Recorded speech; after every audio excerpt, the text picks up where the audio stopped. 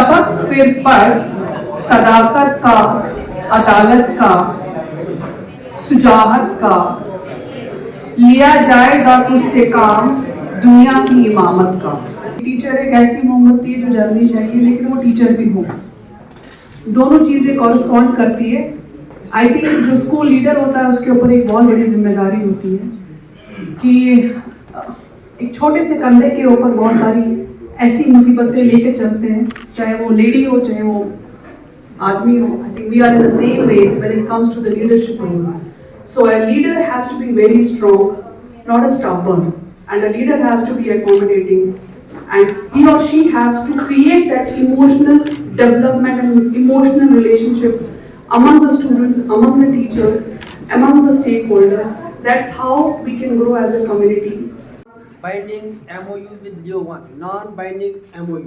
आप अच्छी तरह समझते हैं कि नॉन बाइंडिंग MOU में कोई भी रिस्पॉन्सिबिलिटी नहीं रहती है, या ये सिर्फ एक अंडरस्टैंडिंग है जिस पे हम काम करेंगे।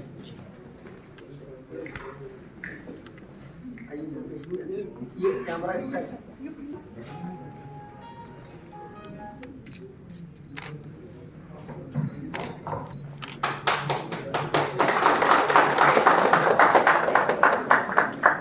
We are very happy and we congratulate you, sir, to take this opportunity and take out the time to be the part of this small gathering of learning. Thank you so much. Thank you, Rohit.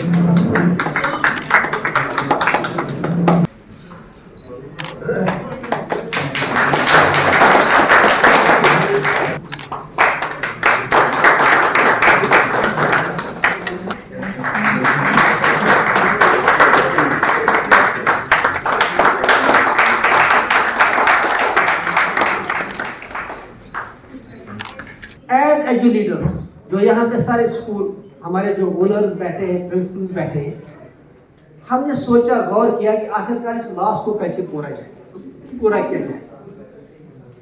तो आप जानते हैं कि private school association जितनी भी national bodies हैं उनकी member है, चाहे वो नीसा है, चाहे वो पसावा है, यानी जितने भी इंडिया में नेशनल लेवल के एसोसिएशन हैं हम उसके मेंबर भी हैं। बातें हुई, डिस्कशन हुआ, तो उस ताल्लुक से डॉक्टर गिरीश जी से रब्ता हुआ।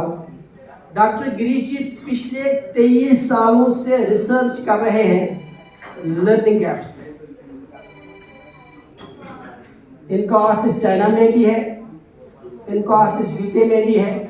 ये पिछले 23 सालों से लगातार लर्निंग गैप्स पे रिसर्च कर रहे हैं और AI की मदद से ये ऐसा सोल्यूशन तैयार कर रहे हैं जिससे बच्चों की लर्निंग गैप्स आइडेंटिफाई हो और फिर उनको एड्रेस भी किया जाए।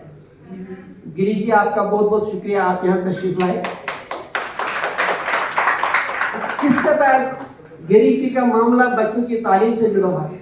इसके बाद हमारे लिए सबसे बड़ी खुशी कि रोहित जी यहाँ बॉम्बे से तशरीफ लाए। रोहित जी लियो वन के फाउंडर हैं। इनका मामला हमारे मामला से ज्यादा जुड़ा हुआ है।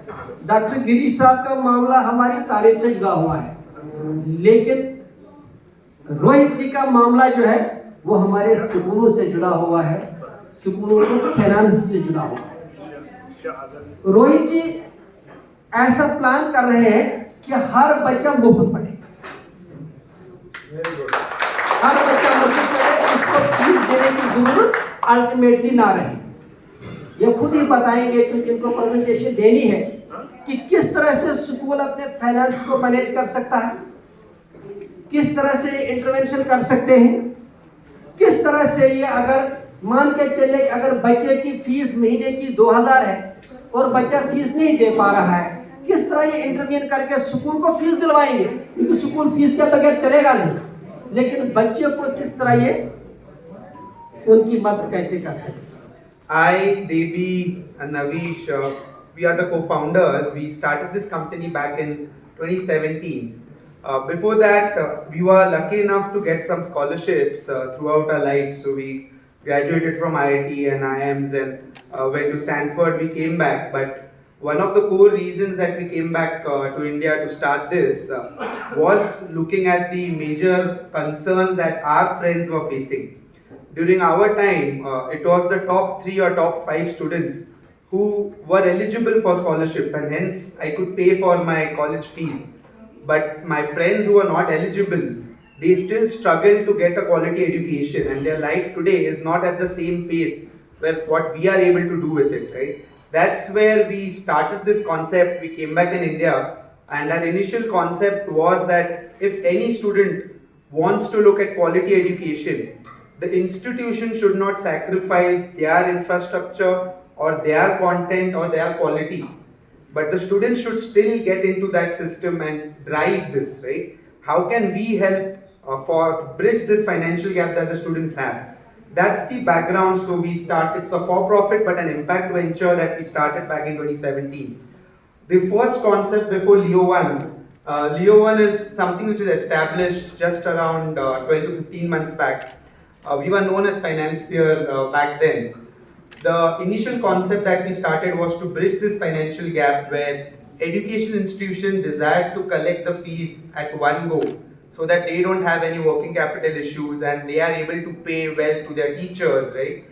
They are looking at growth. But on the other hand, parents had liquidity issues, so they were not able to pay the fees at one go, and they still wanted their kid to get the best of education. So at that point in time, what we did was we created a very simple bridge. On behalf of the students, we started depositing the full year fees to the school on day 1. And the parents started paying us in 12, 24 installments, so they had enough time to pay back the fees to us. This way the liquidity issue for parents went away because they don't have to pay a lump sum at the beginning of the year. But the schools got chunk of money on day 1, through which their facilities became even better, right? Even admissions started increasing. So we started just with around 24 schools back in the Dehradun market in a year 1, and slowly this concept picked up. From 24 schools, we went to 400, then 2000. Today we work with around 13,000 institutions pan-India, and we help roughly around 3.5 million students getting into education systems every year. I truly believe that the 4 concerns which we have as an educationist, as a school leaders, one is in our subcontinent, we don't have prepared learners. And today, I found that there is a way out. Reason being, अभी तक हम बात कर रहे थे सिर्फ teaching की. In our schooling system, we were talking only about teaching. And to me, this is only noise. One is learning skills, जहाँ पे हमारे 4 C's जो CBSE का हमारा authenticated booklet है 21st century skill set. उसमें learning skills की बात हम कर रहे हैं. 4 C's critical thinking and creativity, हमारे बच्चों में critical thinking पैदा होनी चाहिए, because now we are moving from basic cognitive domains से we are moving ahead to 7 domains जिसमें हम बात कर रहे हैं. अभी तक जो हमारे प्राइवेट स्कूल्स पे एक जो मीडिया में भी आया है कि they focus more on rote memorization, but the story is not now. जो इस प्लेटफॉर्म में हम बात कर रहे हैं, यहाँ पे we are focusing on learning, critical thinking की बात करें, क्रिएटिविटी एंड इनोवेशन की बात करें. We are talking about the collaboration, और कोलैबोरेशन में we have to collaborate with the partners like Leo. We are partners like Adobe. अगर India को एक्सेल करना है और अगर हमें ग्रेटेस्ट इकोनॉमी बनना है, जो हमारी प्रोजेक्शंस हैं, अगर हमें 5 ट्रिलियन पार करना है, तो उसमें सबसे ज़्यादा इंपॉर्टेंट रोल एजुकेटर्स का है, आपका है, हम लोग का है. जो लोग उन बच्चों के साथ काम कर रहे हैं जो 2010 के बाद पैदा हुए, वो बच्चे ही AI के युग में पैदा हुए, सोशल मीडिया के साथ पैदा हुए. हम लोग तो फिर भी माइग्रेंट हैं. हम लोग तो अपने आप को मानते हैं कि हम तो पता नहीं माइग्रेंट में है कि नहीं है. इधर क्वेश्चन आपने बहुत अच्छी बात कही थी ma'am, learning D learning is important. हमारे लिए D learning is very important. हमारे अपने एक्सपीरियंसेस को छोड़ के हमें AI के युग में जाना है. कहीं ना कहीं स्कूल्स में बच्चों में वो गैप्स रहे होंगे. जैसे अभी बात हुई कि उन्हें कॉम्पीट करना है आउटसाइड वर्ल्ड जाके, बाकी सबके स्किल से, ग्लोबल स्किल से कॉम्पीट करना है. ट्रस्ट मी, जितनी जील मैंने कश्मीर के अंदर 10 दिन की वर्किंग के अंदर देखी है एजुकेटर्स में, और अपस्किल करके आगे जाने की जील बच्चों में देखी है, मैंने किसी स्टेट में नहीं देखी. या तो मेरे को झारखंड में इंटीरियर में वर्किंग करते हुए उन बच्चों में दिखाई दी थी, या यहाँ पे 1400 के करीब हमारे पास मैथ में कॉन्सेप्ट्स हैं. अबे कॉन्सेप्ट्स क्या होता है? मेरा मानना है कि मल्टीप्लिकेशन जो है वो एक स्किल है. तो 1400 स्किल्स है मैथ में। साइंस में जाएंगे तो 3000 से ऊपर स्किल्स है, मतलब कॉन्सेप्ट्स हैं। इंग्लिश में जाएंगे तो मोर 800 के करीब कॉन्सेप्ट्स हैं। एसएससी में जाएंगे, एसएसटी में सॉरी, तो आप देखेंगे वहां पर तो 5000 से ऊपर स्किल्स हैं।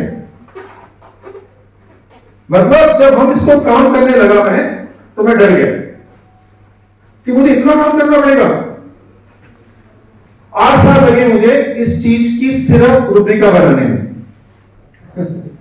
हमने क्या किया, हमने मैथ का मान लीजिए 1468 स्किल्स है, हर स्किल्स का सबसे पहले उसको समझा के वीडियो बनाया, क्योंकि मुझे लगता था जब तक स्किल समझ में नहीं आएगी तो काम कैसे होगा।